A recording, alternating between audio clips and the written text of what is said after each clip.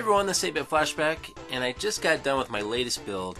And what I've done with this build is I've took the internals from the Sega Gensesis Flashback HD and I've put them inside a Sega MegaDrive 2 clone system. Now this is just a cheap $20 console, but the case on this thing looks great. It looks a lot like the original Model 2. And what I really wanted was a Sega Genesis or MegaDrive Model 2 that's HD to add to my collection, and I didn't have one, so I figured I might as well make one. And I actually already had two Sega Genesis Flashback HDs, one that's an older OBB version and a newer non-OBB version. And here's a look at the finished product. I got a fully functioning MegaDrive 2 console.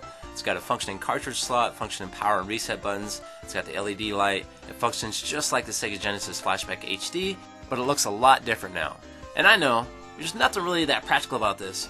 I'm just a huge Sega fan, and I enjoy building and modding consoles. So I was able to get the cartridge slot to line up perfect. Even two of the screw holes lined up in the exact same spot. Then on the back, I added an HDMI port, a power port, and a USB port. And the reason I added the USB port is so I can mod the console and add more games without taking the console apart. And I'm probably going to end up adding one of these USB ports to my other Flashback HD for modding purposes too. So here's a look at what was inside the MegaDrive 2 clone before I started the mod. And none of these electronics stayed. I removed everything, and I will be using this on another project in the future, but that'll be a different video. Then I opened up my Flashback HD OBB version and took the electronics from inside there and put them inside my MegaDrive 2 clone. And the only thing that lined up right was the screw holes for the cartridge slot. Everything else had to be modded. I had to cut port holes for the back. On the circuit board on the front, I had to cut off the power and the reset buttons. And I also had to cut off the controller ports. And do a little bit of sanding on them because they were just a little bit too big to fit in the MegaDrive 2 console. But after doing just a little bit of sanding, they fit just right. Then I had to do a bunch of soldering and wire extensions for the controller ports and the power and the reset buttons. So altogether, it ended up being quite a bit of soldering. 27 different wire extensions and 54 different soldering points. And I probably could have just skipped soldering the controller ports and that would have saved a lot of time, but I figured I might as well make them work. Alright, it's time to fire it up and check it out. And when I turn it on, I now have an LED light, which it did not have before. And we're going to be testing out Sonic 3. And what's strange is I cannot get Sonic 3 to work without using Sonic and Knuckles. But what's even stranger is when I combine the two, the Sega Genesis Flashback recognizes it as two different games, instead of combining Sonic and Knuckles with that add-on technology like it did on the original Sega Genesis. So it's just booting up like normal, and once it gets to the home screen it should start loading that cartridge.